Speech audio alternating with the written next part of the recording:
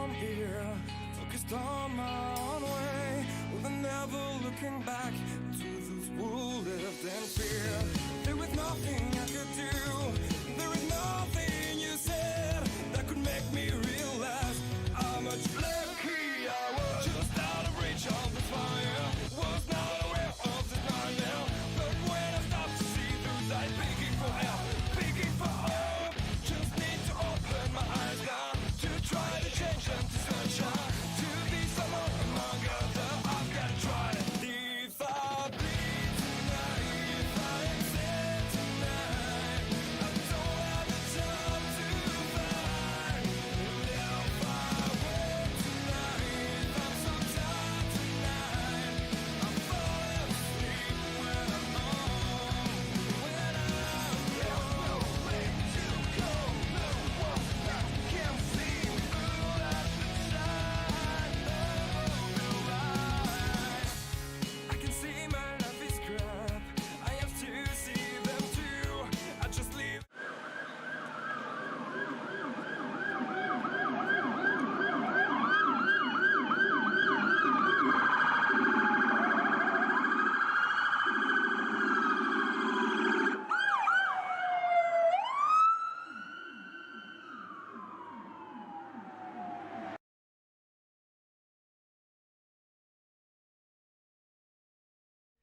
Oh, say, can you see by the dawn's early light what so proudly we hailed at the twilight's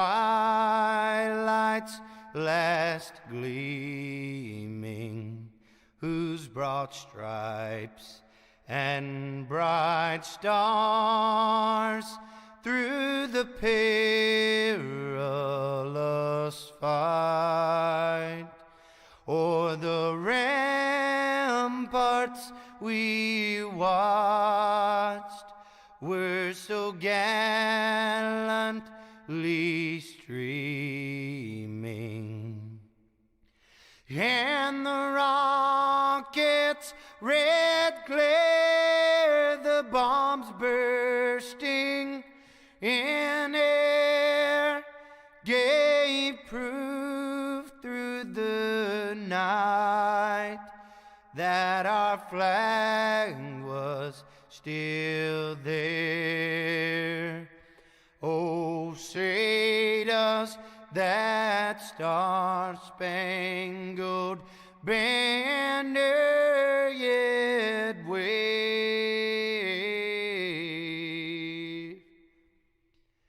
o'er the land of the free and the home of the brave?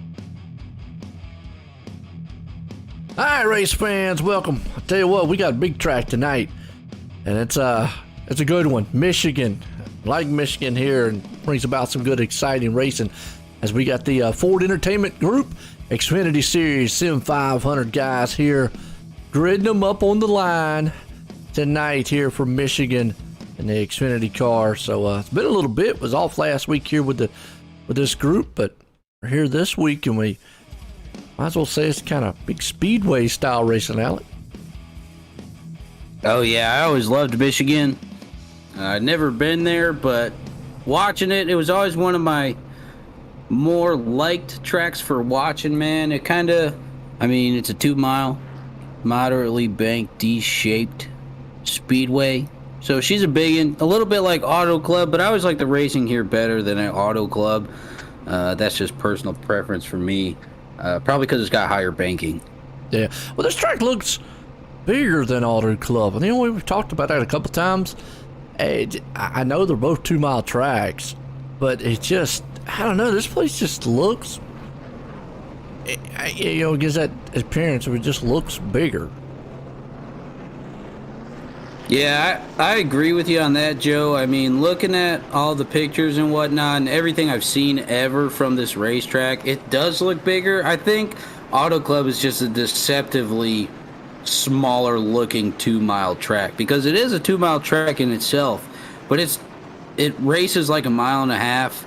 That's kind of why I think it seems a little smaller, but nevertheless, we're rolling here at Michigan tonight, and I'm pretty pumped, man. Absolutely. As we're getting set here, pace car's going to pull them around, and we're going to get set to go green flag racing here tonight, Michigan style, folks. So, now this track, now with the Xfinity car, not so much, but now with like the Cup car. In times past, I know I've mentioned a couple times that how the Cup car and the aero package has affected the cars, meaning they dropped the horsepower, and they're plated now on all 1.5 miles or higher, and then the aero package, well, that has slowed them down tremendously, because they used to go like 206 mile an hour on the front stretch here, 206, 207 mile an hour, but now they go maybe like 194 in the Cup car. Not sure about these. Probably should be about close. I'm gonna say 190 or whatnot, but all in all, yeah, they've slowed them down over the course of the last couple of years. As we go green flag, here we go. It's still going to be 2, 3, and 4 wide on that front stretch, though.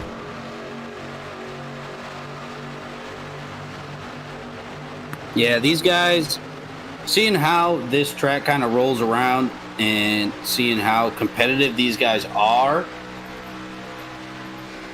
seeing that they're 4 wide kind of like that already, and that they can be, excuse me. But nevertheless, racing here is always exciting, and seeing how these guys are already racing kind of hard with each other, I feel like in a little bit it'll pan out, because a lot of times you'll get people that are like, oh, hey, this is the other quote-unquote super speedway. I'm not going to get into the schematics or the politics on that, because we have before a little bit. And but this races differently than those tracks. And like I said, it kind of races a little bit. And it reminds me of Auto Club, which races like 1.5 miles. So you'll see some spread-out racing here. But also you'll see guys that are good on the long runs, which we see every week, week in and week out. You'll see those guys that got those good jumps on the short runs, and definitely have some hard racing here. These guys are still bumping and banging. One thing about this track is it's just like what we referencing there at Auto Club. Hard to pass, hard to come through the field. The track position is definitely the key. The place here is, it will get slick as time goes on, as the run goes on. These guys get kind of fanned out a little bit. As we see up front right now, you already got Kevin Brown battling a little bit right there. He's falling off. I guess Kevin Brown on the inside. Now it's number 2 there, Mike Kelly on the inside. Trying to see what he's getting. Now he's a little bit lower than what you normally will see later on. If you kind of check out here, going into turn 1 and 2 here, you can see there's a kind of a crease. You'll see it right about right there where Mike Kelly's right tires are. That's kind of where where all those guys are. That's where you're going to be at for most of this race, going in 1 and 2 after a while. So Mike's a little further down than what you'd want to be. After those tires get wore out, though, where he's at, going to get a little treacherous. And now when I say that, here's the thing, Alex. I'm not sure if this is one of the tracks where they might have implemented the multi-groove at. So when I talk about how they will run later on, I'm talking about it how I remember it running. It could all change here. So, and it could be proven wrong. They could be able to go side by side. Yeah, I'm right there with you, Joe. I think most of the time, my memory fares me well, this is kind of a one-ish kind of groove track. And usually it's that middle to high groove, probably more so in favor of the middle-ish one. But usually you don't see a lot of guys running super low, like you're saying, man, with the tires and them wearing out as the run goes on. I think we'll start seeing them slide up a little bit. But like you said, Mike Kelly's still here biting at the bullet down low, seeing what he can get. We got a nice group up here battling for the front. I mean, well, these guys are stacked up, probably back to about fifth or sixth right there, and then it singles out for a few, and then we get a nice battle, probably about the 8th, 7th, 9th, 8th, 9th, 10th spot. Excuse me, still and going on pretty hard.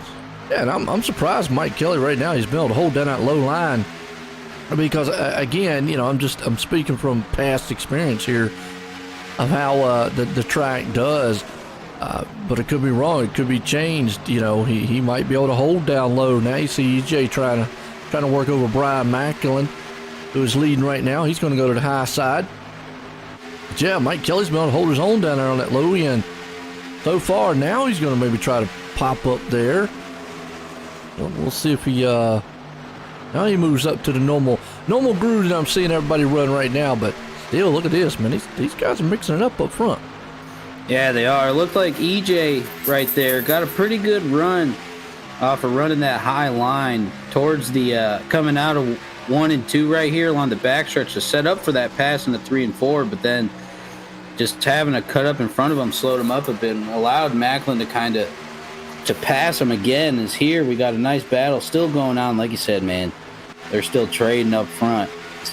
They're keeping it exciting up here. It's not a surprise, I thought. Yeah, and we're at lap, already lap, 8 now. We got a caution out, so not sure where the caution is. Joey Katina. Go, you know what? I need to switch something, folks. Hang on. Let's watch this replay right fast. Watch this replay while I'm running the caution. I'm going to switch something up right fast.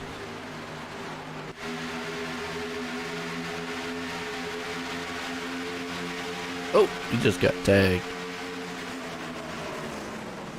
Send him spinning to the inside. Kaboom. Show me the Carfax. Yeah. The Carfax? The Carfax? The Carfax Carfax? The Carfax of Carfax? I don't know. Just show me the Carfax.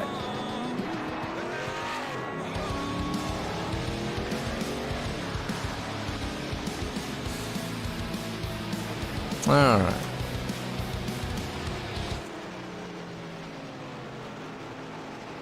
I had to switch something really quick, folks. Sorry about that. I was messing around yesterday. All right. Under caution, Joey Katina going around. And just like that, well, looks like Macklin, Kelly, Jose Gonzalez stayed out, but everybody else behind them went in. 8 laps. Yeah, I mean, I would normally say good move. Tires are going to be the thing. Obviously, they have tire limits here, so You don't want to go through too many sets. Probably is why the top 4 didn't pit. Yeah, I'm kind of tires are going to be tires are going to be key though. Tires are crucial here. But then again, we'll have to see how it makes up for it at the end of the race. We've seen a lot of times, pit strategies play out at the end of the race. They absolutely do, Joe. And seeing how, in this league, we get some off the wall pit strategies. I'm not saying that this is one of those, but we get some off the wall pit strategies. But I'm kind of in the same boat as these front 4 that didn't pit. I probably wouldn't have as well if it were me personally.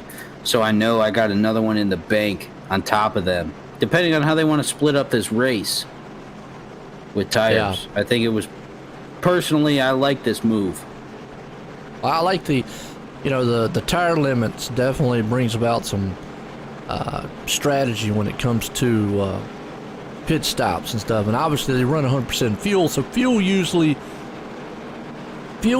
isn't the deciding factor when it comes to it. It's more along the lines of the tires in a lot of tracks. Now fuel could play a factor in some, but most of them it comes down to the tires and track position. Yeah, we'll see if these guys can make it work out a little bit. We're only 11 laps in, so they got a nice little break here too, under caution. So we'll see how it works out for these guys, or how it works out for some of these guys behind them, because I know we got some hard chargers coming up right behind them, stacking up with fresh tires. So we'll see how long they can hold these guys off, or if they'll just be able to keep it up there. Who knows? Going to be interesting. We'll see. Is he going to line them back up side by side? It's set to go back green flag racing here tonight.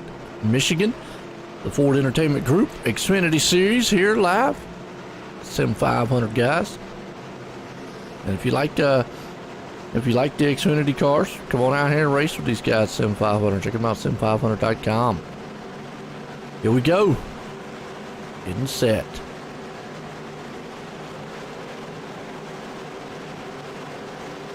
The unknown pace car. Gonna drop off. Is it the gender neutral one again? That is. Gender one. Yep. Unknown. Green flag. Racing back out again. We'll see how good these new tires does. And EJ's the first one on them. This track, like we referenced Auto Club because they're both about the same. Yes, the tires will help him, but after a while, those tires will kind of fall off and they neutralize, so to speak. Yeah, I don't know exactly what lap that will be, as we're seeing some of these guys cutting through a little bit. Looks like Mr. Ritter, right? Steve Ritter? Right, looks like he got the losing end of that a little bit. Yeah, he fell back all the way to ninth. Yeah, he just got swallowed up a little quicker, but also he was closer. He was the last one in that line of new guys on those old tires. But they're still rolling up front, man. EJ's chasing them down. I think track position might be key here if you get enough cars behind you. We talked about it because EJ's not made up any ground yet. But 8-lap difference, not huge. We'll have to see maybe as the laps wind on if it makes a difference. You got Kevin Brown coming up now. Yeah, I think if this run goes on a little bit, we will see that difference because obviously the telemetry, schematics, whatever you want to call it of it, the science, physics, cooking instructions, whatever you want to call it, makes these, you'll see as this run goes on, those older tires starting to fall off, and then these the guys on the newer tires coming up a little bit quicker. But here comes Kevin Brown right there. Yeah, he's on new tires. He's on the new one, so you can see it working. Now, EJ could be doing the plan of, hey, look, I understand these tires got to last me a little bit. maybe be conservative here, and then at the end of the run, kind of bring it on. Kevin's just kind of going to see if he just can't get a big lead out here out front right off. Yeah, I think you're spot on with that, Joe. I think that's exactly what we're seeing. Kevin Brown coming up, pedal to the metal, getting up front, trying to see what kind of lead he can create here. And I think you had it spot on, man. I think EJ's just kind of hanging out. He knows he's got those 8-lap newer tires, so he's just going to let it happen as it happens and kind of just roll with it. I think that's exactly what he's doing, man. Cruise, yeah. Yeah, put it on cruise control and just hang out in the cockpit. Yeah. The captain's chair. Got Jimmy Coleman. He's moving it up. A lot of the guys here, like I say, from Jimmy Coleman on back, everybody kind of pitted. And, which now, not everyone took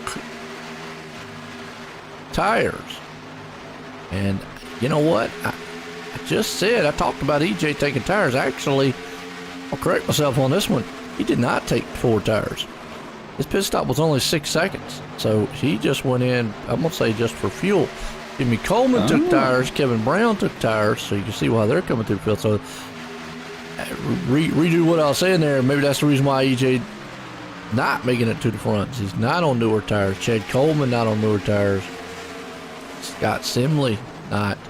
Robert Gillenwater, yeah, 14 seconds, took 4 tires. So you start seeing the Justin Fuller, just talk about him there. He took 4 tires. So makes sense. I didn't look over there at their pit stop time, so yeah, it kind of makes sense. Now you start seeing the guys on newer tires coming through the front, which is the top 2 guys, Kevin Brown and Jimmy Coleman. And there he is, Kevin Brown, putting the pedal to the metal. Like I was saying, he is bye-bye. Yeah. He's up front. Kevin right now, like, yeah, he's gone. He's got a good lead, about a 1.5 second lead right now. Jimmy's right there behind him. Brian, obviously, on the older ones. Here comes Justin Fuller. So your top 3 pretty much going to be all on newer tires. Robert Gillenwater coming through the field. So that, yeah. It kind of makes sense on EJ's part there. I thought for a minute he was just kind of hanging out, but then I looked over and I saw his pit stop. I was okay. So he topped off with fuel, what he did. And Joey Katina, who was a caution, 4 tires, he's coming through the field. Yeah, he's coming up right there. Obviously, like you said, he had that little spin out earlier. Now here he is, knocking, climbing up through the ranks, making up for it. I mean, it wasn't really the most detrimental cost. It's not like he got smoked into the wall or nothing, but here he is coming back. Keep it going. Didn't hit anything, so that was good. Oh, EJ there, wow. Another one. Yeah, Robert, or Radburn Schaefer. Hope I said his name right. Yeah, whew. He got wiped out too. Cleaned up the track. Well, Todd cleans your clothes. Boom. Ouch. Bumper cars. Tore it up pretty bad right there. All right, put the on a caution here, second time. This is where I think we might see those guys. Yeah, let's, obviously I don't think Kevin Brown and them's going to come into pits, but you might see like Brian Macklin and all the guys who did not pit come in. So now this is where it gets mixed up on the track, pit stop wise. Yeah, get a little mumbo jumbo kind of going on. We'll see if they come or not. I think right now would probably be a good time to come. I mean, you're just under a quarter of the way done with the race. I mean, I know you got 3 sets, so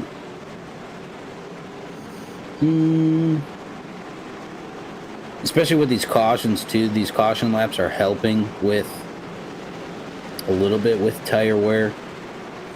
Who's that? Looked like Justin Fuller just ducked out. He's like, nope, first place in mine right now. I'm gonna let everyone else pit.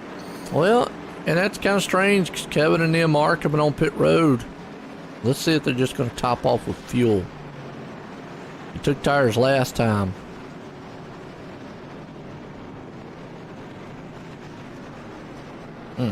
He almost overshot that pit. Wow. It's close. Yeah, he just took fuel. All right, Kevin Brown just took fuel because remember he took tires last time, so that got him back out. Justin Fuller stayed out there. So you know how you say that, like, actually on iRacing you can see the pit crews and whatnot? Yes. So when you're taking off and you're driving through those couple of pits in front of you, are the guys bouncing off you, or are you just driving through? Oh, you can only see your crew. You can only see you can't see anybody else's. That's why I hope that one day, and I guess the reason they don't do it is because it would be really highly graphics intense. I mean, if you get 20, 30 cars out there and you see a bunch of guys going across. A lot of moving parts. But hopefully on the broadcast one day they'll be able to get to where you can have the option to show that. It would look cool on pit stops and whatnot. But no, you only see yours as the driver. That's it. But like I said before, you've got to hit that just right. I mean, it used to be you could be a little bit off going into your pit box, one side or the other. But now you've got to, now you pretty much got to get it kind of right in that middle. If not, they won't do the pit stop. And it's over the years, it's made it, a little bit difficult to get it in and out of your pit box. Guys had to do a little bit more, had to be a little more precise than what they used to be. Add a little finesse to it. Mm-hmm. Wonder what Mike Kelly's doing. Well, no, I just saw him drop off into the pit box. Yeah, I don't know if he got a penalty or not.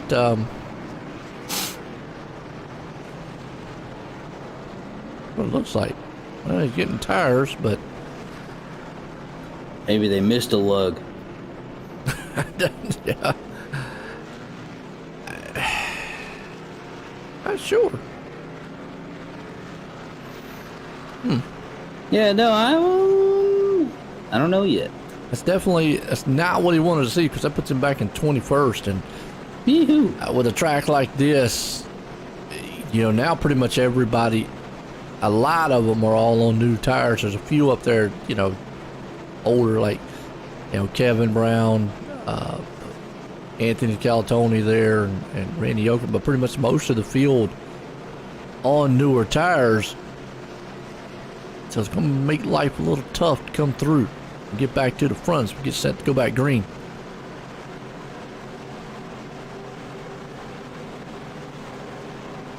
Here we go. Justin Fuller, though, he's fast up front, always.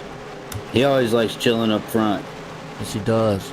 He always likes setting that pace, kind of making everyone work around him and how he's racing. Yeah, from what I've seen, all that I've gathered.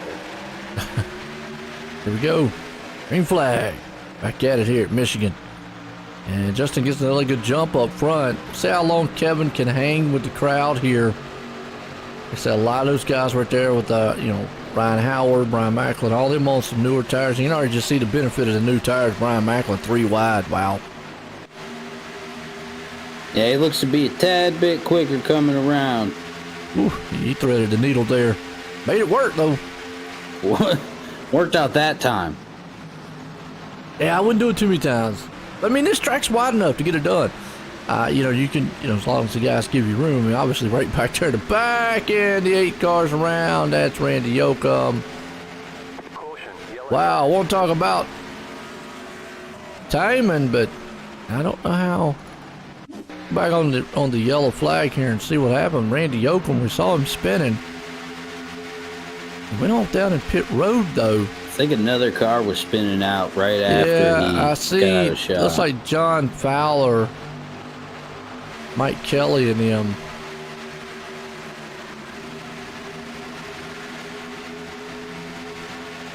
Oh, yeah, Joey Katina came up the track. Caught Mike Kelly, who we were just talking about. Wow. We were just... near miss right there, too. Yeah, we were just talking about Mike Kelly. Fortunately, John Fowler. So there's where the reason why the caution came out. I thought I didn't see them spinning, and I saw Randy Yoakum just going off on pit road, and I thought, well, I wouldn't have thrown the caution, but yeah, those guys spinning like that. Unfortunately, Joey Katina involved, but yeah, Mike Kelly. That's the dangers of getting back there in the back. You never know what's going to happen. Did you see that they're trying to implement turf on the infield of some tracks, and they're trying to make it a little more common now? What do you mean? Instead of grass on the infield, using AstroTurf. So what would be the benefits of that? I mean, wouldn't that tear up easier than grass? I don't think so, because one, it's a lot shorter than grass. But I mean, how are they going to keep it down? That's what I'm saying is because the force of those cars running over it, wouldn't it rip it up? I don't think so. I mean, I don't know how. I'm not up to how AstroTurf is laid down and held, so I don't know the science behind it. Wise. I mean, obviously I know how grass is done and it's held in the ground by dirt, but I mean, me thinking they got to lay the AstroTurf down. They lay it down, so I mean, something as heavy as a car or something going over it with that kind of speed, I would think it would rip it up, but I don't know. I mean, again, I don't know how they lay it down, so. I thought they were going more concrete with a lot of the tracks, to be honest with you. I don't know where I heard something. Was it for the race last week they were talking about? I mean, they're always trying to, invent and, make things a lot better, safer, so to speak. Not really sure. I understand. I think they're the science behind why they would want to go concrete on those parts. Like a lot of this track is right here. You can see, right there. A lot of part of it is down towards the apron and on up to the wall. It is concrete, but I would see why they would want a lot of them like that, because the transition from concrete to that grass and send that car over. I would think AstroTurf would do the same, so that I don't, again, without knowing all the logistics behind it, I don't see where that car's going to tear up that AstroTurf just as much as it would that grass. The only thing I'm thinking that they're doing is, one, keeping the car from sliding sideways, catching the grass and dirt and flipping it. That's as opposed to if it was on concrete, there's nothing for it to ever catch. It's just, in theory, it should just slide unless it hits a wall or something like that or catches air. Because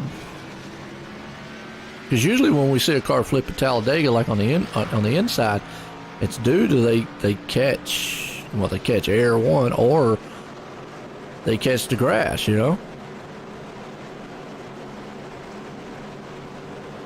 it's just my thinking on it. I mean, I'm not sure. I mean, maybe there is a science behind it. I don't know about it. Maybe somebody out there in the chat knows. I mean, it's a good point to bring up. I get why they'd want to do it. I mean, like that back stretch right there, you see it's pretty much all asphalt, so you go straight to the wall. I don't recall, and I'm not going to say it's never happened, but it's probably been a while, a car on the back stretch of Michigan sliding off down there, unless they hit that wall. Now, they do hit that wall at high speed and flipping, but going on that front stretch, getting to that grass, yeah, especially if it rains or something like that, then that's really treacherous. So, on back green, it's to Justin Fuller.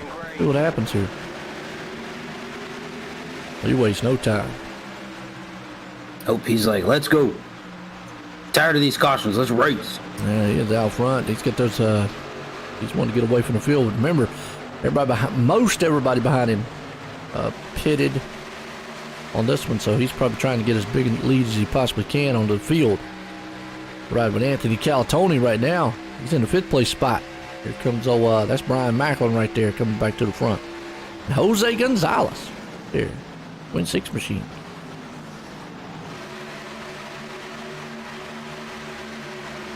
Here he is rolling back up front. He was one of those ones that didn't take tires at first go-around. Yeah. So here he is, rolling with Macklin, Jose too. took tires this time. Macklin took them. Fuller hasn't pitted since lap 9. So, and then what lap we're on right now? 29. Well, Jose, Brian, they didn't pit until lap 20, so really nobody up front said pitted. But they're on better tires, so that's why they're closing in. Uh-huh. And we'll see how these guys keep going around, because it looks like they are knocking. They are. It's more of a momentum style track, too, man. I tell you what, I like this place. When I raced here a lot, it's really, you got to be smooth around here and just, kind of just let the car kind of glide through these turns after a while, because it's going to get a little slick and then it's going to get tight. Like in 3 and 4, it gets more tight than anything. And you'll see it kind of maybe drive up the track. Fuller fighting back on that inside or outside. Just don't have those tires going into the turn to hold.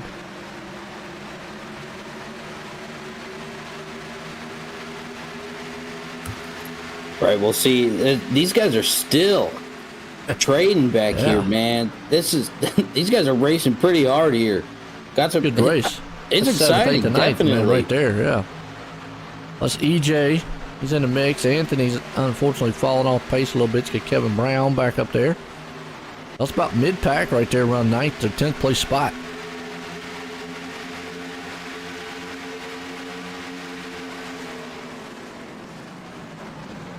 Like what you just said, some good racing. Yeah, these guys are racing.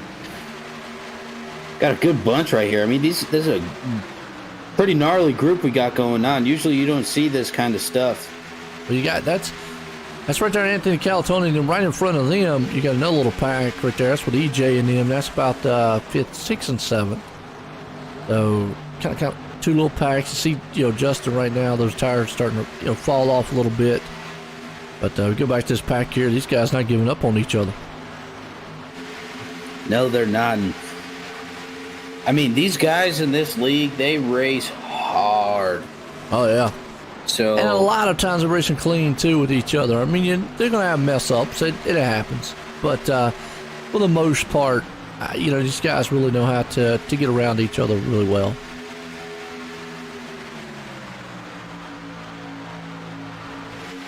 Right, but like you were saying, man, they know how to get around each other. They've been racing together for a long time, so they know how each person, how do I put that? How each other person kind of likes to race and how you can kind of race them. And that's what's cool about this league, man, seeing how all these guys been racing together for so long. That's what makes it really competitive and really awesome racing here in this Sim500 Ford Entertainment Group Xfinity Series here, man. I always like watching these guys. They put on some great races, and nevertheless, here we are again tonight. And we are just, I mean, I sit on the edge of my chair anyways. No, I guess, was it a pun? I don't really want to call it a pun, but you know what I mean, man? Like, it's just exciting. It is, and I'm with you there. Right now, Brian Macklin's the man out front, but boy, he just can't shake Jose. It's right there on his back deck lid.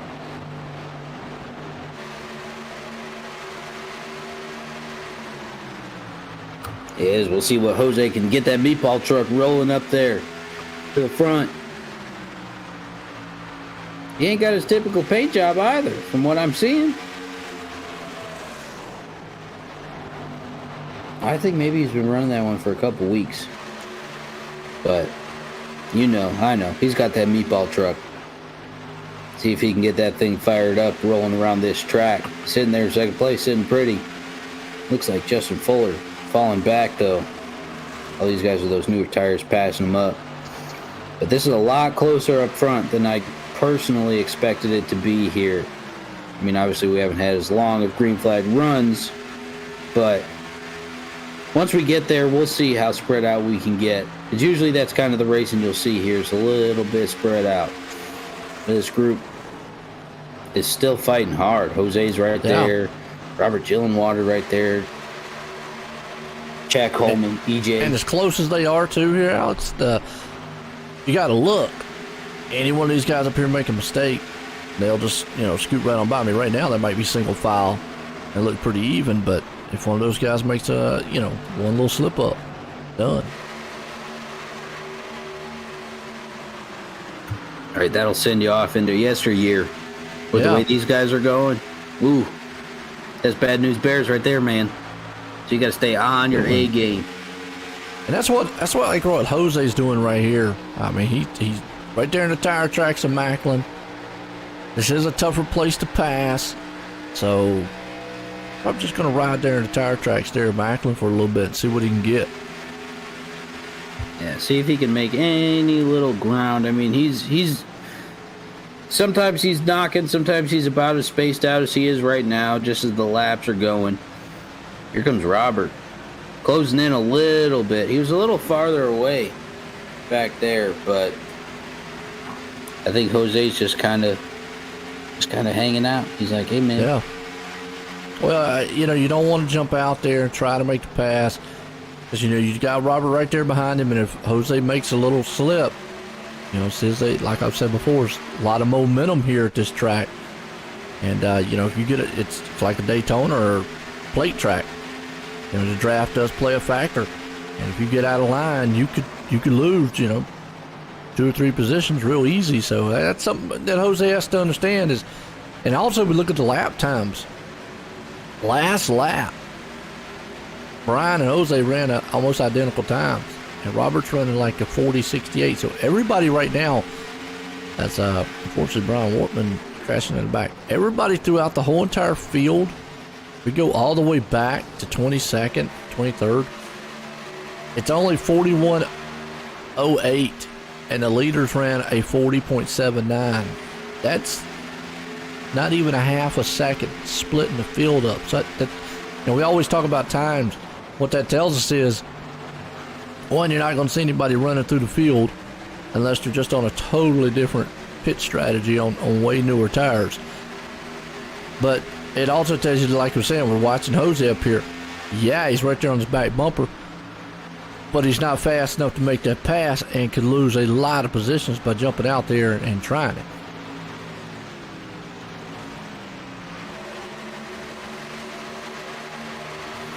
Absolutely, man. So, I mean, that's a lot closer than I expected time-wise. Mm-hmm. Oh, well, and there's places like like we talked about Auto Club, and Auto Club is the same way. Really tough place to pass once they get kind of going for a little bit.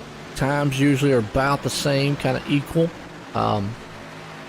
That's just big track racing for you right there. And crashing in the back, that's Justin Fuller around. And amazingly, he kept a hold of that car. Woo-hoo. Wow. Let's go back and see.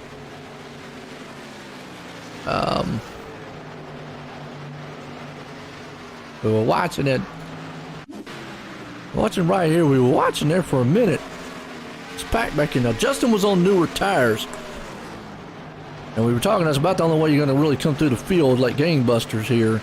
So you can see he was faster than these guys back here.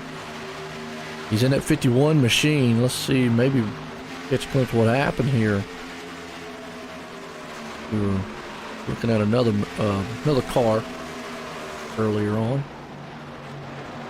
Down low, he looks pretty solid right now.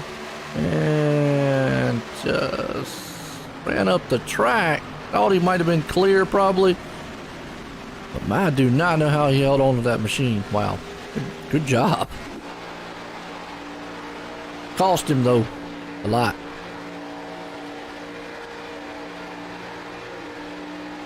Yeah, definitely. I mean, good job on him and all the other guys around him. Keeping all that together. I mean, that was... A slower car there. Joseph. But good heads-up racing. You get that a lot of times with these guys. These guys are pristine athletes.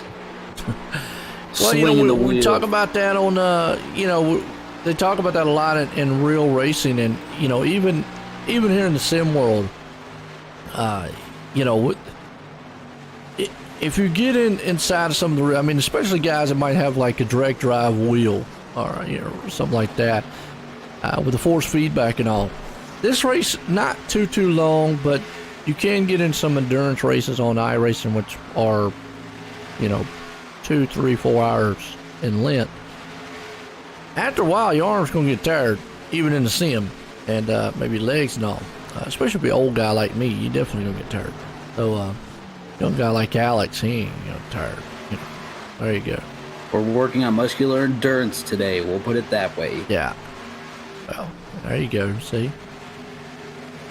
Make sure you do those wrist curls and those forearm exercises and get it all right. down. I mean, it will hurt. I know. I mean, I've done some 2, 3 hour races before, and you're definitely you're tired. And the biggest thing too with racing, mental aspect of it too. You have to hit those laps, lap after lap. Concentration is one of the key things. Especially in road racing, I talk about road racing a lot, especially on the, but even here on the oval side, that concentration.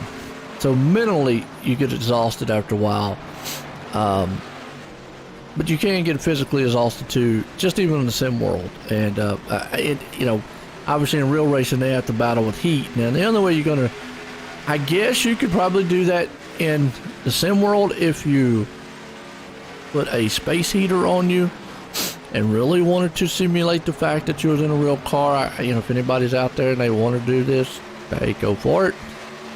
Put you on a long sleeve coat and a helmet, and put a space heater right in front of you, and go on a race for about 2 hours, and let me know how you feel afterwards. So that'd be how you'd represent real racing. There you go. Or you just turn on that split system you got in your house, crank that thing up to 90, layer up a little bit. Yeah. HVAC talk, get the whole house feeling it. I'm trying to help it out, because if you have a significant other, girlfriend, or somebody like that, that might not go over too well then. It's a little space heater right there in front of you on the table, just blowing right on you. Might be a little better. Honey, it makes me better. Yeah, I'm trying to get the full effect here. Come on, I mean, they got motion rigs out there, they got everything else, so. VR, I mean, you can imagine VR too. You've been in VR, so the next thing you know, you're sweating, man. You're like, oh, I'm getting fatigued. Yeah. There you go. I mean, I just invented the whole, I mean, that's what I need to do. Invent a whole new capsule. A whole capsule. Yeah, patent a whole new capsule of sim racing capsule or something, and VR and all, and make it like 100 degrees inside that thing. And there you go. You're inside your own race car for 2 hours. Instantly you go in, you're 300 pounds, you come out and you're 250. So there, the weight loss too. Oh yeah, you can use it as a little sauna. Dang, Joe, I didn't know you were an inventor. Hey, made $1 million right now already on the things. There you go, folks. You heard it here first. That would be kind of cool though. I mean, I'm surprised nobody's ever thought about that. I have had all the realism thing. I don't want to get too far off the race here, because Macklin's still in front leading. But out of all the things that sim racers, and we talk about sim racing, how it's came a long way over the years. Even iRacing.com, and how realistic it is on the track. I mean, it's never going to be 100%, no matter what. I mean, because you can't feel the G-forces and stuff like that of what a real car is, but they can get it very close. Surprised though, I mean, with the motion rigs they got, the VRs out there they've got and stuff like that nobody's really thought about the heat aspect, I guess. Which, I mean, granted, I don't know of many people who would want to go that far. That's going to the extreme. I mean, the biggest thing, that the advantage that sim racers have is they can do it in the comfort of their home and not in a car. So, but again, there you go. Get you a full enclosed pod rig, make it 100 degrees inside. Put your fire suit on, or put your heavy coat on with a helmet and VR set, and you're good to go. Yeah, man. I mean, you could do You could do all the schematics behind it, and I could do the heating Yeah. and whatnot. That's what I'm talking about. I mean, I could see it now. You know, it's just it'd be a wild one. I'd like to see the stream on that one. So I bet he'd be tired after that race. So right now, Jose Gonzalez, he is giving Brian Macklin a little bit of a. I thought there for a minute he was closing in on his back bumper. It looked like he was going to try to see if he couldn't get around him. I mean, he's running his tire track so far, but their lap times, the last lap was a 41.22 and a 41.22. So obviously they were by hundreds of thousands different. Let's see what this time was. Macklin ran a 41.17 to a 41.22 again. So they're running almost identical times with each other lap after lap. Yeah, man, he's just kind of rolling around in his tire tracks, just kind of feeding off it, kind of like a flounder. Yeah. Then you got Robert Gilliwater right there in third. Chad Coleman up in the fourth. And you've got EJ. He's pulled it back up under fifth. Scott Simley hanging on that sixth place spot. Got Glenn Campbell. He's moved up to seventh. Good run for him. Jimmy Coleman in eighth. Josh Parker, I haven't really said much his name tonight, but he's pulled up to the ninth place spot. It just shows us how, it shows you how hard it is to move through the field. Now, he pitted on lap 25. He's got a little bit newer tires. But it just shows you how much track position matters here. Josh obviously marred back in the back there. Up to ninth. Ryan Howard rounds top 10. Let's see, Kevin Brown, who pitted on lap 20, falling off pace just a little bit in the back. Joey Katina had an up and down night so far, back in 16th.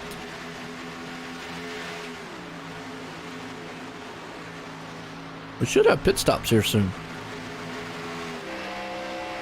I'm kind of expecting that too, Joe. Maybe I'd say around lap, 58 to probably 62, I'm guessing. I'm going to say about that because, a lot of the guys, the top 13 pitted anywhere between lap 20 and 25. So that's putting them around about another 25, 26 laps in. Or about about 25. Yeah, about 25. 30 laps so far, 30-some laps. Here comes Robert Gillenwater. He's one of the top guys. So if they can go 30 laps, I'm with you. I think anywhere between now and towards the end of the races. Kind of what the problem, if this thing goes green the rest of the way. Track position, I think it's going to be the biggest thing. And, just, I don't know. I mean, if you're marred back there in the back, there's not a lot you can do unless you get a caution. Yeah, with the way this race has been going after this run's been going on like it has, I think if you're chilling back there, you're kind of waiting for a caution. I mean, battle for the lead. Mike Kelly has made his way up to 12th. There he is. Got a battle. Jose's going to try it. Now, remember, I talked. He might be able to try it, but speed-wise, he's just not. And the only reason I would try it here is because obviously he sees Chad Coleman just so far away. He's got the opportunity. If Coleman would have been right there near him, like they were earlier, I don't think you would have seen Jose took that chance because you saw right there just how much he lost by doing that. But he had to see what he can do. I mean, because he just can't constantly, and now he's coming on pit road. He's going to short pit the leader, which is kind of smart. He's going to have to do something because, I mean, he's pretty even with Macklin. We'll see what Macklin does too, because I think maybe if I was Macklin, I'd probably be coming in this lap. Bad pit stop, though. Bad pit stop. He slowed way down. Jose did. I don't know if you saw that going into his pit box. That cost him a lot of time.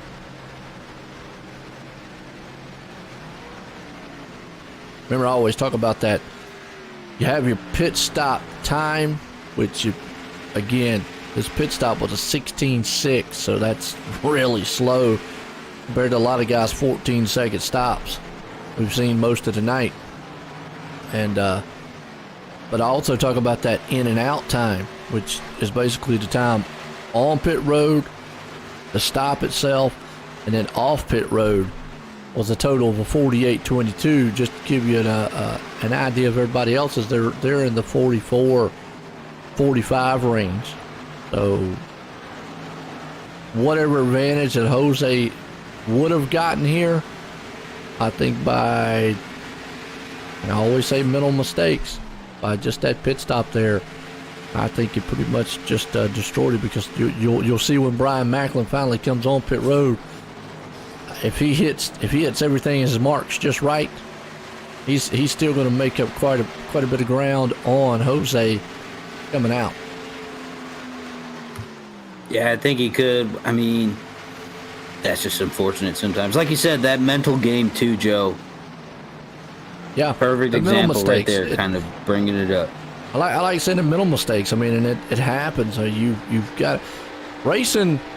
You know, we all talk about as part of speed and everything. Obviously, that's the big key. You know, you've got to have the car, but you know, you've got to have a complete race. And sometimes you can be the fastest car out there, not win the race because of mental mistakes, like we just talked about. You've got to be able to complete everything. Pit stops, your marks on the track, and so everything's got to work.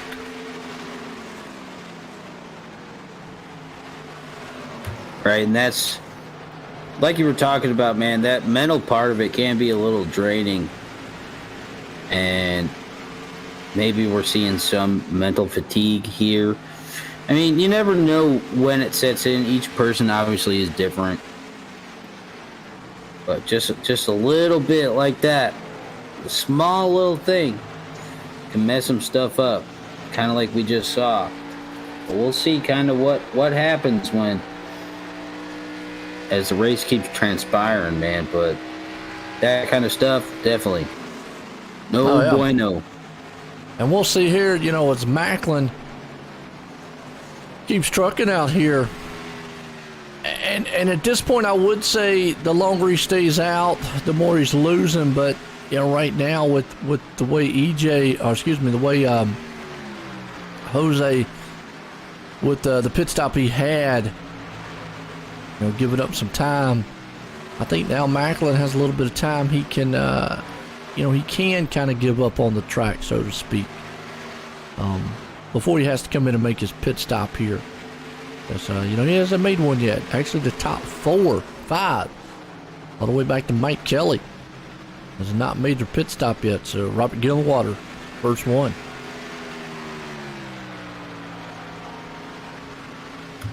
Right, we'll see, man. We'll see what happens when these guys come in. But I think, like you were saying, Jose is a little bit farther back than these guys. Right there in 8th place. And he's 35 seconds back from the lead. So he's almost full lap.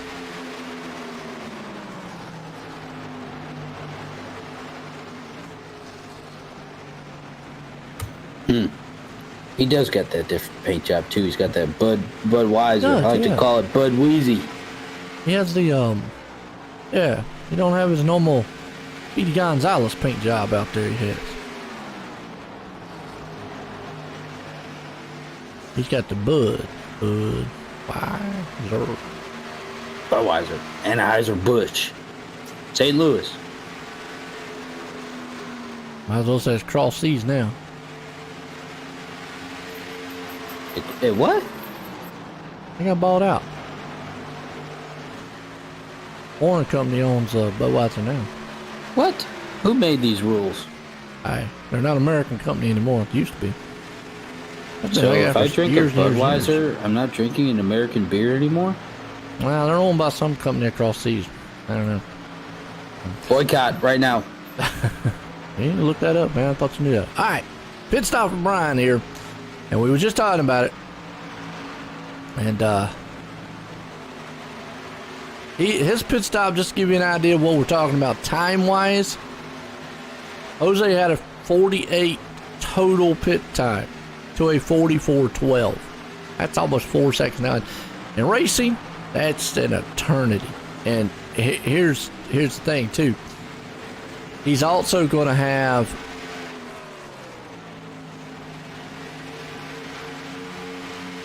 looks about 6-lap newer tires or something like that. Now, I did see her on the track here though. I mean, Macklin's back in 10th. Jose was able to go around him, get up to 3rd. Mike Kelly's still leading this one. Mike is now coming on pit road now. Robert Gillenwater right there is 4.5 seconds ahead of Jose, which could, with as many laps as we got left, could be the winning move for Robert. Because remember, track position is key. I said Brian Macklin should be okay on his pit stop, but he might have waited too long. And I've said this many a times. On a track like this, where it's really hard to pass and you don't make up a lot of ground and tires fall off, that you need to leave enough time to be able to catch these guys back. It might be to the point now because there's a 10-second gap between Macklin and Robert. And I'm looking at the lap times. Last lap Macklin ran, and we'll see what he runs when he comes across the line. Doing updates here. He ran a 39.59 to Robert's 40.70. The second difference. He's going to have to maintain that second difference to be able to catch him. If not, the lap traffic is what's going to hurt him, I think, the biggest. But, yeah. That 9-second gap could be detrimental with the laps that we've got left. Could be. We'll have to see. The catching him is going to be close. It could. So, doing the math. While you're doing that math, it also, another thing, math-wise tells us he probably should be able to catch him. The bad thing is, does he get through these lap cars? Because there's where he could get slowed up a lot. Macklin can. If EJ fights with him, I mean, remember he's got to get past Scott, Ryan, Jimmy, Glenn, then he's got to get past Jose too. So he's got to get past all these guys too. So, you know, yeah, math-wise, I think if we just went 1-to-1 math, yeah. But outside can he get factors. past all these cars? Yeah, can he get past these cars? Now, if he can get past them quick, clean, yeah, I think he, you know, could run them down. Yeah, I think he needs about 0.38 seconds to 0.4 seconds each lap. Yep. Minimum. Gonna be all depending on how these guys race him, how long it takes them to get around, or how long it takes him to get around them. He made short work right there of EJ. He's gonna make short work here of Scott. So he's going to set his sights on Jimmy Coleman. I think Jose is probably going to be the one that's going to give him the most fight to get around, to get up there to Robert. And let's see the difference. I think so too. Yeah. Because what Jose is, he's a little closer than he was. He is 3.24 now. He's a little faster than Robert. He ran a 40.74 to a 41 flat that time. He's running not quite 2/10 faster, right on it, than Robert is. So, yeah, he's gaining. Problem is, here's the thing, with him being 3.1 seconds back, heck, he might even run out of time running Robert down if Macklin gets to him. Macklin was able to get around a lot of those guys back there pretty quick. Now he's going to try to run down Glenn Campbell. Yeah, he made short work of those guys in front of him. Very short work. Here he What comes. he needs to do. That's what he needs to do. He needs to Exactly. get around them quick and run these guys down up front. And that's what I think he's doing. You can't save those tires. He's got to use them here now, and then hope they don't fall off too bad. I mean, because his last lap was a 40-20, but then again, Robert ran a 41, so he's still might not be not quite a second, but he's still a lot faster. He's coming up on the back of Glenn Campbell pretty quick right here. He's hitting. He's doing what he can. He's doing a good job of it. Absolutely. Now he's coming around. Here we go. Just rolls on right past him. Steamroller. Boom. Now, Chad Coleman, who was right there on his back bumper, has the same, pitted on the same time that Macklin did. And time-wise, he's running there with Macklin. If Glenn might just run in the tire tracks of Macklin here and say, okay, if I'm not fast enough to get around him, I'll take second place. So instead of trying to get up there and battle with him right now, you can see now Macklin's going to kind of make that's just new tires versus old tires here.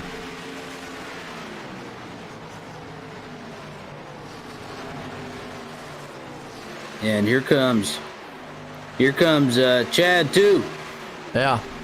coming down on the I inside. think Chad of right Jose. now, Chad's probably thinking, I'm not quite as quick as Macklin is, but I can hold my pace with him because I've got new tires. And I think Coleman right now is pretty much just following along here. And yeah, He's doing what he can to hang on. Now the two of them got that daylight now. oh yeah, For Robert up here, who's just kind matter of of sitting on an time, island. man. But these guys are steamrolling everyone that's in front of them, and they're coming quick. Macklin, I mean, he is a quick car tonight, man. That pit strategy, I thought there for a minute it wasn't going to pay off with him staying. I had to look and see when he came out, but yeah, now definitely. And he looks good, really good.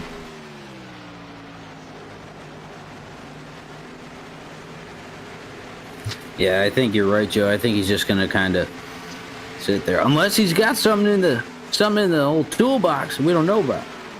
You never know. But Macklin's been rolling tonight. He's been hitting everything he needs to hit, and they are closing in on Robert. Slowly but surely, here we go. Down the backstretch, coming into 3 and 4 right here, man. These guys are pushing it.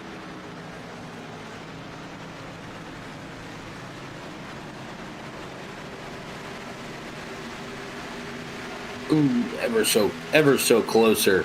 Oh yeah, You see it. The progress is being made that they need to get. I think they'll get them. I think they'll trying. probably get them. it's gonna Most probably. it's gonna be about part. I'm gonna say 5-8 laps to go. Yeah, I was gonna say they'll probably catch up to him at about lap. I'm guessing lap 9. Well, not lap 9. 9 to go is what I mean. But that's kind of where I'm guessing they'll probably be right there with him. About 9 to go. At the rate they're going.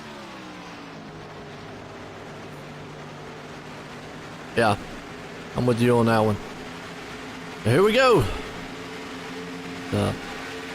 Bit for a battle for the lead. You got Chad Coleman right there behind him, though. He's having a good run here tonight. Yeah, he's Okay. kind of just hanging on. See what he can take. He's taking it, definitely. Sitting at third right now. With 11 to go, I mean, you could just kind of, and we talk about how hard it is to pass here. You can just see how, even with the tires, how long it's taken Macklin to run them down. And that just tells you how many laps you got to have.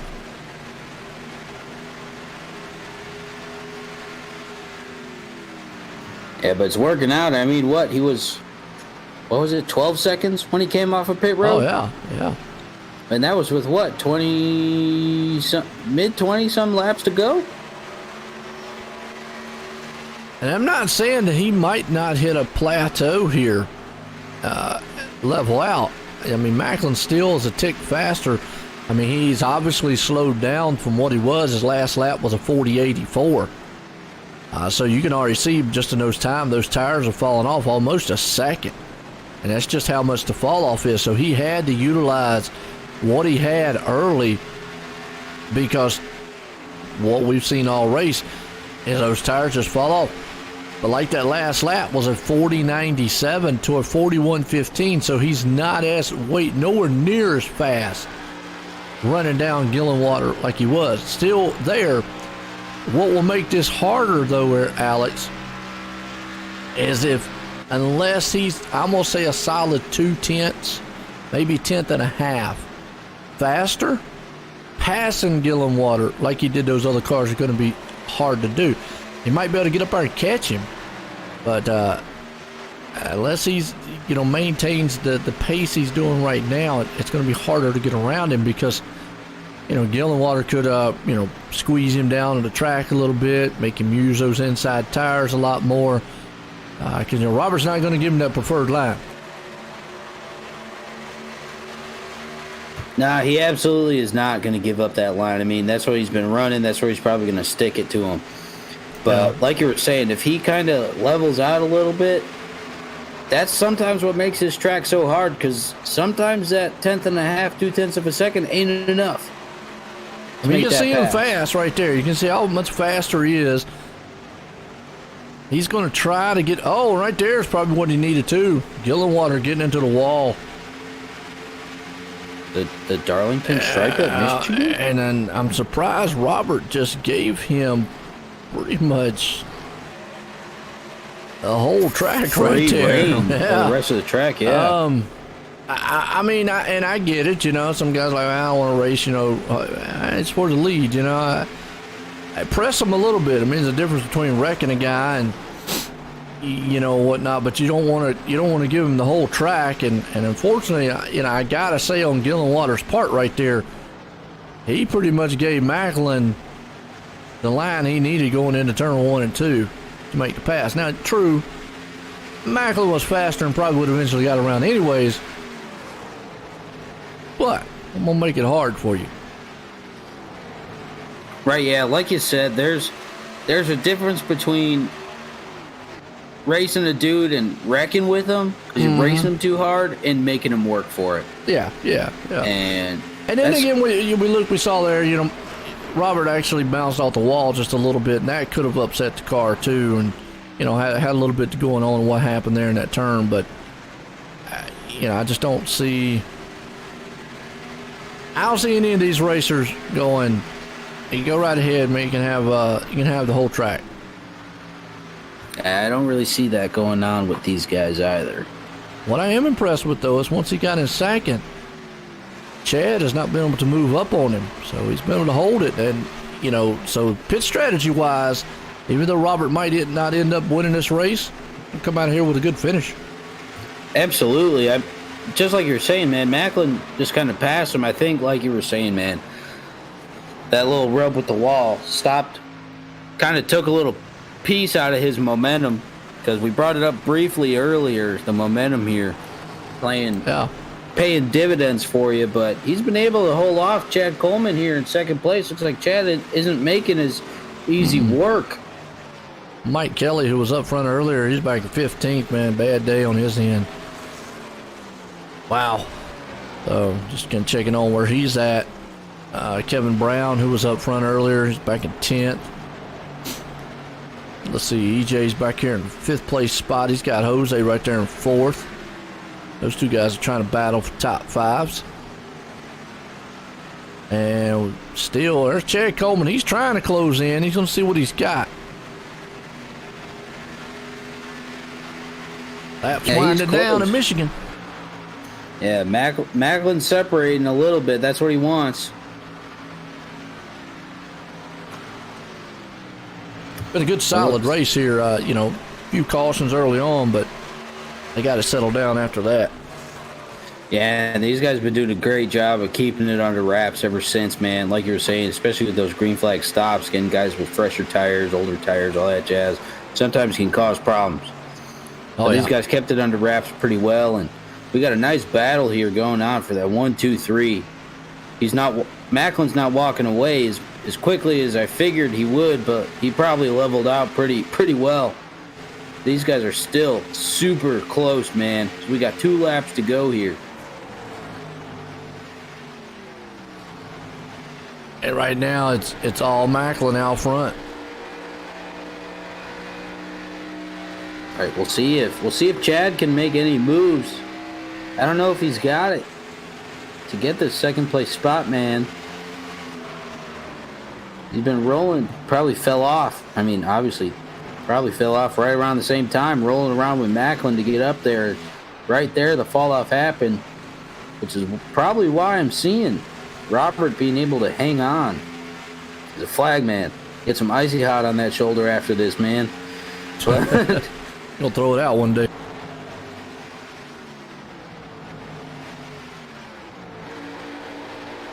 Final time, final lap here. I think Brian Macklin's got enough. He's going to end up winning this thing as long as he don't mess up. But good pit strategy there by Robert Gillenwater. Going to bring him home a good finish here tonight so far. And coming out of turn 4, he's going to hang on to it and finish it off there in second place. Yeah, still got a podium. Making it work out for him. Yes, he did. Chad Coleman going to come home there in third. Good run by these guys here tonight. Yeah, like you were saying, Joe, they got a couple cautions early. Cleaned it up a little bit. Had some exciting racing here at the end. I always like those. Is he going to catch them situations? And if he catches them, is he going to get far? Or is someone else going to come with him and knock on his door? But obviously, super exciting racing here tonight, man. Always love to see his group.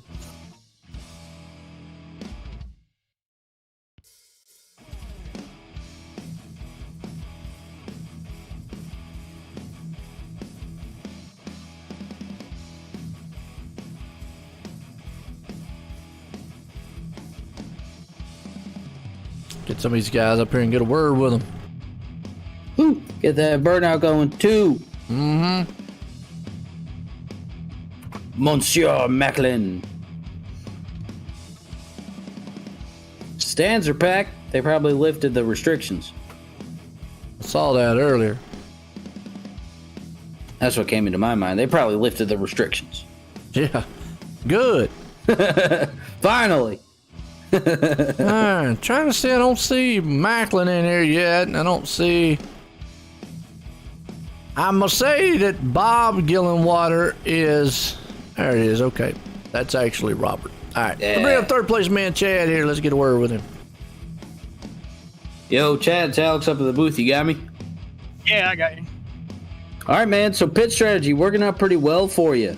Kind of rolling up through all those cars at the end. You think you could, while you're doing that, you think you could stick with Macklin, kind of roll through him like he was, or no? Yeah, well, on that first run right there, I was gaining on him, and then I got hung up behind the car, and I got the right rear hot. And then at the end of the race right there, I did the same thing. I got right there and got hung up with Bob, and I did pretty much the same thing. I got the right rear too hot and lost the drive off, and couldn't go anywhere. But I think if I was hoping I could have got by Macklin right there in traffic to see, what would happen with a little bit of clean air, but we didn't, and he won. So good job to him, and good job for Bob hanging on a second right there. It was a fun race. Right, man. Still coming in here with the podium finish, though. You can't feel too bad about a third place finish, man. How tough is it to pass at this track when you guys are kind of rolling about the same, especially with that preferred line kind of rolling in the middle a little bit? How tough is it to pass here? Yeah, it is pretty tough to pass here when you got guys that are on kind of the same tires right there, because we had newer tires than the 4-car did, me and Macklin both. But by the time we got to him, we done used them up. Our tires were about done, and Macklin was able to get by right there, and I got hung up. But it's hard because the setup, it was just a hair snug getting in, but then center off, it was great. But the only bad thing about it being great is you abuse that right rear a little bit with that, with it getting it to cut in the center. But, to answer your question, yes, it's a little tough to pass here when everybody's running, about the same groove, because you just want to hook that seam with the left sides. Right. So situation kind of thing right here. I'm gonna hit you with. So you guys are coming up on Robert there at the end. Laps are closing down. You guys are catching up to him. Where about did that fall off happen, man, to where you just couldn't get past, man? I know he held on, but where did that fall off happen, making that race at the end a little bit more tough for you? It was probably 5 or 6 to go when I felt the right rear starting to overheat a little bit. And after that, it's just you come off the corner sideways. But that's just all you could do to do that. And while he might be struggling doing the same thing, it's just my stuff's it was way overheated. I haven't looked at the tires yet, but it killed it. But probably 6 laps to go is when I knew it was going to be a struggle. Right, man. And it was exciting up to the end. Seeing how you guys were catching them, I didn't expect them to be able to hold on that long, but definitely made it exciting for the three of you at the end. Anybody you want to give a shout out to or thank for this third place finish here at Michigan tonight? Thanks to all the league admins and everybody here at Sim500. Thanks to you guys for the broadcast, and thanks to Trey Edson for painting the car. He painted this one earlier in the year. And that's what we've been driving. So that's about it for the night, guys. Yeah, she looks good, man. I'll tell you, coming in here third place, super strong race, especially here at the end, making that pit strategy work for you. Coming in hard, racing these guys good tonight, man. Congratulations again, your third place finish. Glad to have you up here. There we go, Chad Coleman. Like I said, third place guy right there coming in. Well, Robert Gillenwater pulled it off and was able to hang on to second. Bring him up. Let's get a word with him. Hey, Robert. It's Alex up at the booth. You got me, man? I got you, Alex. Hey, man. So, pit strategy working for you a little bit there at the end. The tire fall off for Brian Macklin, Chad Coleman kind of happened to where you could keep that spot and keep racing with these guys. You think they were going to catch you, though? Yeah, I was worried about it. I was going for the undercut. Should I gone a lap or two sooner, a lap or two later? I don't know. I know they got within a second of me, and I was in hopes they were going to even out and weren't going to be able to get there. And, I had my elbows out, changing brake bias, doing everything I could to get the car to set a little quicker to get back to the fuel, because that's where Brian was beating me, and kind of figured it out right after he got by me. Just a good run, glad we got to lead a few laps, but overall I'm pretty happy. Yeah, man, like you said, like you said, man, it took a little while to figure it out, but then you did. I personally was expecting him to just kind of pass you. I didn't know when the fall off was going to happen, but it happened pretty much right where you figured it out, man. And you still held on, keeping it exciting here towards the end. Did you expect to hang on really with those guys or no? Well, at first I was worried about it, but then they stayed out so long and left so much, lost so much time to me. I thought, well, every lap they stayed out, I was like, great, because I knew they were going to have to drive it hard to get back, or thought they would.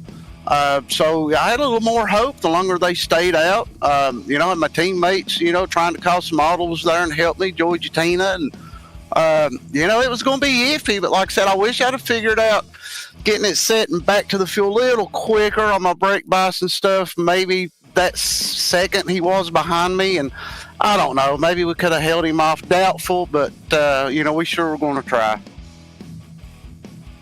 Yeah, it still worked out for you pretty well. You came in here at the second place finish, man. Anybody you want to give a shout out to or thing? Yeah, just second finish, man. Yeah. Just as I always want to thank Juvenile Diabetes Research Foundation and Ford Entertainment Group Computers for sponsoring us. It's just fantastic what they do for the league, and we appreciate them so much. OSRN, you and Joe up at the booth, and of course all my teammates. Got a lot of guys that were cheering me on tonight, and kind of working together. Glenn Campbell, Jimmy Coleman, Joy Jatina, Jose. So appreciate all those guys. Mike Montesi, he had some problems early on, but we're looking good. And as long as we can kind of hang on to these top 5 finishes, we just hope a win's got to come. Yeah, man, like you said, just keep it rolling, my dude. Have those guys behind you, always working out. So glad to have you up here, man. Congratulations again, holding it off for that second place finish. Keeping it exciting here at the end, man. Glad to have you up here. Yeah, thanks a lot, man. We, like I said, appreciate you and Joe so much. OSRN, great networking. You guys do a phenomenal job. So great race, man. Just once again, can't brag on these guys enough, man. These green flag runs and the skill that's out here. It's just awesome to race at Sim500. There you go, second place man, Robert Gillenwater. Like I said, just one position short, but he had that right pit strategy tonight to get it done. This guy here, Macklin, though, he had the speed. Brian, Joe White in the booth, got a copy? Yeah, how you guys doing? Pretty good. Well, I tell you what, that last pit stop, I was trying to run the numbers up here, whether or not you had enough time to run down. Robert, was you a little bit worried that maybe you waited too long and, kind of on a track like this, you wasn't going to have enough time to run him down? I wasn't worried about catching him. I was worried about the tires leveling off before I could actually get by him. And they started doing that right there as we were catching him. We got to be within about a second of him, and it started getting pretty close on the times. And then obviously once I got by him, he was able to hold Chad off. So we were right there. But I felt pretty good about being able to run him down. Tires were really important. And when we came out of the pits, we were gaining over a second a lap. So, just had to hope it played out, and we got lucky, and it did. Oh, absolutely. Like you said, you had a fast car all night long. It was up front. It's a tough place here to pass. Jose was there, and he messed up on his. I say mental mistakes a lot, pit strategy wise, and I think by him messing up on that pit like he did, he might have got way further out, which might have been a different turning point of his race. But nonetheless, you had the speed. Was there any point in the race here that you kind of felt maybe off on the track, or felt like those other guys were better? Yeah, I just kind of ran the pace of the car behind me when I was leading. That's kind of how I try to do things, because it helps you to maintain your tires. And I never really knew exactly what I had in the car until the end of the race when I was pushing it, just trying to get back caught up, because I never really pushed it that hard. But I definitely think there was guys in the field that if they didn't have issues, probably could have gave me a run for my money tonight. I know Fuller was fast, but he had some issues, and Josh Parker had some problems. And there was guys out there that I think if they'd had a cleaner race, it would have been a different outcome, or at least it would have been a more challenging finish. But it was still fun nonetheless. Oh, absolutely. And like I always say, you got to put a complete package together. A lot of times fast cars not always one that wins, but, well, then again, you had the fast one out there tonight. But you put in victory lane here tonight for the Ford Entertainment Group here at the Sim500. You got anybody you want to thank for an awesome run tonight and a win? And I got to thank you guys for doing the broadcast. Can't wait to go back and watch it. I'm sure it'll be a really good show. I got to thank Ford Entertainment Group for being the series sponsor, and all the other sponsors that are here in Sim500. Without them, we're not doing what we're doing. I got to thank the American Lung Association for the continuing partnership I've had with them. It's a really special car for me, and I really enjoy getting to put that car in victory lane for my grandmother. I got to thank my teammates for working out or for working together. And then, just got to say it's pretty cool. 2 races this season and 2 wins. I haven't done that before. There you go. Like you said, man, put in the victory lane, showing you the top dog out here in these Xfinity cars. As always, again, congratulations on that win there, Brian. Yeah, man, we'll see you again later. There we go. Brian Macklin put in victory lane. I'll tell you what, Alex, man, what an exciting race. Like I say, a few cautions early on, but that's okay. Then the guys straighten out a little bit, and Macklin been able to come to the top there and win it all. Right, these guys kept it a nail biter to the end, man. From all, the cautions at the beginning, man. These guys cleaned it up very well. Those green flag pit stops changed things up a bit and brought some interesting pit strategy into it. But nevertheless, an exciting race here again at the Sim500 Ford Entertainment Group Xfinity Series, man. Absolutely. And we're going to leave Michigan here at the big track tonight. I hope everybody enjoyed it. For myself and everyone here at the Sim500, have a good night.